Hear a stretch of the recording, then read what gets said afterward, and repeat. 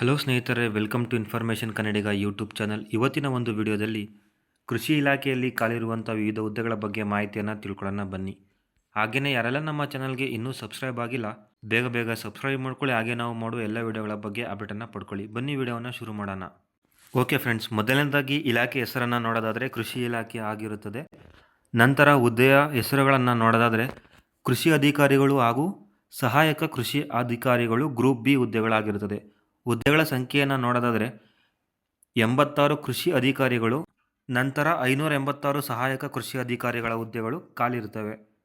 Total ಆಗಿ 672 ಹುದ್ದೆಗಳು ಖಾಲಿ ಇದ್ದಾವೆ ಸ್ನೇಹಿತರೆ. ಈ ಒಂದು ಹುದ್ದೆಗಳಿಗೆ ಅರ್ಜಿ ಶುಲ್ಕವನ್ನು ನೋಡೋದಾದರೆ ಸಾಮಾನ್ಯ ಅಭ್ಯರ್ಥಿಗಳಿಗೆ 600 ಅಪ್ಲಿಕೇಶನ್ ಫೀಸನ್ನು ನಿಗದಿಪಡಿಸಲಾಗಿದೆ. ನಂತರ ಪ್ರವರ್ಗ 2A 2B 3A 3B ವರ್ಗದ ಅಭ್ಯರ್ಥಿಗಳಿಗೆ 300 ರು ಅಪ್ಲಿಕೇಶನ್ ಫೀಸ್, ಮಾಜಿ ಸೈನಿಕ ಅಭ್ಯರ್ಥಿಗಳಿಗೆ 50 ರು ಅಪ್ಲಿಕೇಶನ್ ಫೀಸ್, ನಂತರ ಪರಿಶಿಷ್ಟ ಜಾತಿ ಪಂಗಡ ಹಾಗೂ ಪ್ರವರ್ಗ 1 ಮತ್ತು ಅಂಗವಿಕಲ ಅಭ್ಯರ್ಥಿಗಳಿಗೆ ಯಾವುದೇ ರೀತಿಯಾದ ಅಪ್ಲಿಕೇಶನ್ ಫೀಸ್ ಇರುವುದಿಲ್ಲ. ಇನ್ನು ಈ ಒಂದು ಹುದ್ದೆಗಳಿಗೆ ಆಯ್ಕೆ ವಿಧಾನವನ್ನು ನೋಡೋದಾದರೆ ಸದರಿ ಹುದ್ದೆಗಳನ್ನು ಕರ್ನಾಟಕ ನಾಗರಿಕ ಸೇವೆಗಳು ನೇರ ನೇಮಕಾತಿ ನಿಯಮಗಳು 2021 ನಿಯಮದ ಪ್ರಕಾರ ಕಾಂಪಿಟೇಟಿವ್ ಎಕ್ಸಾಮ್ನ ಮೂಲಕ ಆಯ್ಕೆಯನ್ನು ಮಾಡಿಕೊಳ್ಳಲಾಗುತ್ತದೆ.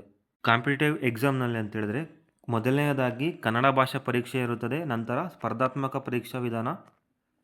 ಇವೆರಡರಲ್ಲೂ ತೆಗೆದುಕೊಂಡ ಅಂಕಗಳ ಆಧಾರದ ಮೇಲೆ ಸೆಲೆಕ್ಷನ್ ಇರುತ್ತದೆ. ಇನ್ನು ಈ ಒಂದು ಹುದ್ದೆಗಳಿಗೆ ವಯೋಮಿತಿಯನ್ನು ನೋಡೋದಾದರೆ ಮಿನಿಮಮ್ 18 ಇಯರ್ಸನ್ನು ಕಂಪ್ಲೀಟ್ ಮಾಡಿರಬೇಕಾಗಿರುತ್ತೆ. ಸಾಮಾನ್ಯ ಅಭ್ಯರ್ಥಿಗಳು 38 ವರ್ಷವನ್ನು ದಾಟಿರಬಾರ್ದಾಗಿರುತ್ತೆ. ಹಾಗೂ ಪ್ರವರ್ಗ 2A 2B 3A 3B ವರ್ಗದ ಅಭ್ಯರ್ಥಿಗಳು 41 ವರ್ಷವನ್ನು ದಾಟಿರಬಾರ್ದಾಗಿರುತ್ತೆ. ಪರಿಶಿಷ್ಟ ಜಾತಿ ಪಂಗಡ ಪ್ರವರ್ಗ 1 ಅಭ್ಯರ್ಥಿಗಳು 43 ವರ್ಷವನ್ನು ದಾಟಿರಬಾರ್ದಾಗಿರುತ್ತೆ. ಇನ್ನು ಕೃಷಿ ಅಧಿಕಾರಿಗಳ ವೇತನ ಶ್ರೇಣಿಯನ್ನು ನೋಡೋದಾದರೆ 43,100ರಿಂದ 83,900ರವರೆಗೆ ಇರುತ್ತದೆ. ಇನ್ನು ಇವರಿಗೆ ವಿದ್ಯಾರ್ಥಿಯನ್ನು ನೋಡೋದಾದರೆ ಕೃಷಿನಲ್ಲಿ BScಯನ್ನು ಕಂಪ್ಲೀಟ್ ಮಾಡಿರಬೇಕಾಗಿರುತ್ತೆ ಅಥವಾ BSc ಆನರ್ಸ್ ಇನ್ ಕೃಷಿ ಈ ಒಂದು ವಿದ್ಯಾರ್ಹತೆಯನ್ನು ಕಂಪ್ಲೀಟ್ ಮಾಡಿರಬೇಕಾಗಿರುತ್ತೆ.